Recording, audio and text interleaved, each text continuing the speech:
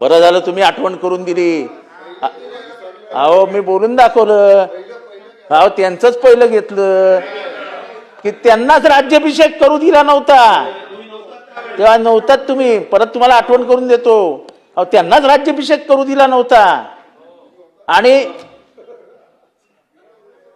नाही नाही तुम्ही होतात की नव्हतात खरं तर आम्ही आवाज साहेब इकडे बघून बोला. त्यांनाही क्षुद्र म्हटलं गेलं आम्ही तर क्षुद्र आहोतच. त्यांनाही क्षुद्र म्हटलं गेलं आम्ही तर क्षुद्र आहोतच. त्यांना त्यांचा राज्याभिषेक करताना त्यांचं कुंकुम टोळ अंगठ्याने केलं पायाच्या अंगठ्याने.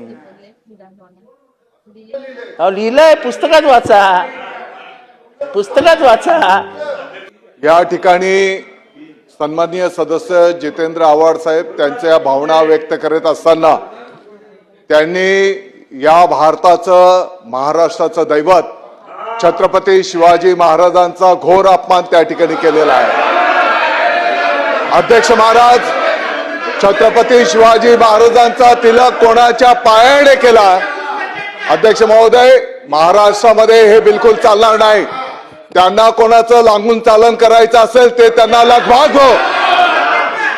अध्यक्ष महोदय प्रत्येक समाजामध्ये अनेक चांगल्या वाईट प्रवृत्ती काही काळापूर्वी होत्या परंतु अध्यक्ष महोदय त्यांच्या सोयीप्रमाणे त्यांनी एखादा शब्द असाही बोलायला पाहिजे होता की आजही काही समाजांमध्ये 10 पत्नी केल्या जातात.